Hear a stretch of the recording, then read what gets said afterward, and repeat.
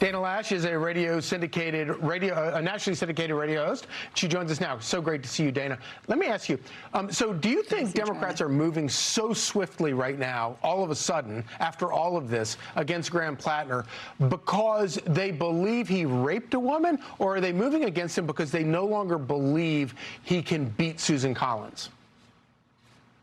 Oh, completely the latter, Charlie. I think it's entirely the latter. They were all in on him until they started seeing some of the most recent polling, according to a New York Times CNN news poll that came out and was looking at voters in Maine, and it showed that he is slipping significantly amongst working class voters. I mean, right now it looks like Susan Collins is a +21 lead on Platner, but more so when you look at white working class voters, then her lead increases to 23 points. So he's already starting to slip. It's competitive. It's absolutely a toss-up when just a few weeks ago it was not. And I'll be very blunt about what you just said is entirely accurate. I'll be even franker about this. The only reason that Democrats would get behind a rapist that could win a race if they thought he could win a race. But they're going to conveniently say that now he's morally and ethically compromised because of all of these accusations, because they don't believe that he can win. It's absolutely horrible, but this is par for the course for them. This is, consistent. We've seen it with Anthony Weiner. We've seen it with Eric Swalwell. I mean, I don't think that there's a red line that they're unwilling to cross.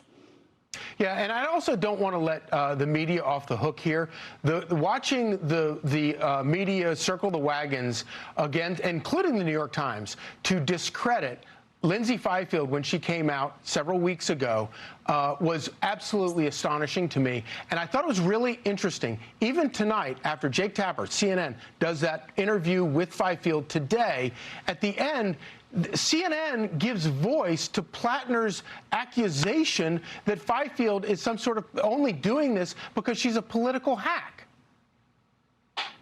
Right. It seems very much like damage control or controlled opposition. They're very much trying to control how this got out and how the blame is apportioned by the way in which they cover it. Because from my understanding and reading the article earlier that came out from the New York Times, it seems as though that they were really just, putting her out there on this altar as a sacrifice and then kind of hoping that Platner would bounce back from this. And they conveniently did not press upon the other ex-girlfriend who absolutely had a story of sexual assault and rape also, and it seems as though they were trying to bury it so they could paper over it and act like, well, he still has a chance. He's still, he's still a commodity here that we can bet on.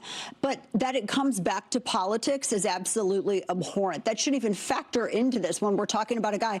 We're not talking about a guy, I want to be very clear about this, who just drinks a lot. We're not talking about a guy who makes off-color jokes or does weird things in porta-johns. We're talking about felonies. We're talking about breaking and entering.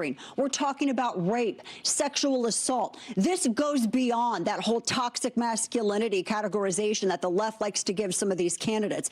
These are very serious offenses, and I don't think that Democrats they're not taking it seriously. They're already fighting with him so he can name his replacement. It's all a circus. So what kind of pickle are Democrats in that they are so desperate to curry favor with the Graham Platners of the world and the people who support him, despite the Nazi tattoo, despite all of the rape allegations, despite as you correctly remember, the weird porta potty business? What does it tell you about the state of the Democrat Party today that they're so desperate to keep that kind of stuff on the ballot under their name?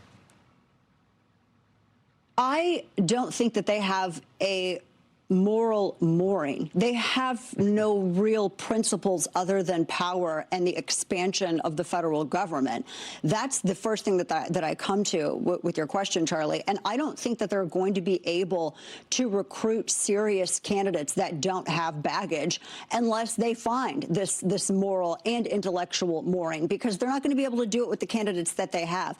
You have basically Nepo baby after Nepo baby. You have communists and socialists. If it's not Platner, Platner, then it's Mamdani, a guy who never worked a day in his life. Well, I rephrase that. The closest that he came to work was making a rat video that his mom financed and directed, which I don't think either of us or anyone watching considers that actual work in the private sector. So these are the people that they're coming up with. These are not serious candidates for a serious republic. They're really going to have to go back to the drawing board. But I think that they lost that opportunity. I really don't think that there's a chance for this party. I think that they're gone. I think that they've been gone since before Occupy Wall Street, since before the Tea Party. I think ultimately they were gone before Barack Obama got into office, and that's just the epitaph on the tombstone that is the Democrat Party. So I don't know what they're going to do. For all the discussions about problems the Republicans have, Democrats, they're beyond the pale. They're gone, over the Rubicon. You know, it's really interesting. You and I have known each other for a long time, back to the Tea Party days, and I get it. The Tea Party movement was a very difficult thing for the Republican Party, but we have been waiting for 15 years for that crack up to hit the Democrat Party, and now it is hitting it full blast. And the big difference between the Tea Party and these wackos, the Tea Party was trying to drag the Republican Party back to the principles of the Constitution. These people are just hateful communists who hate America.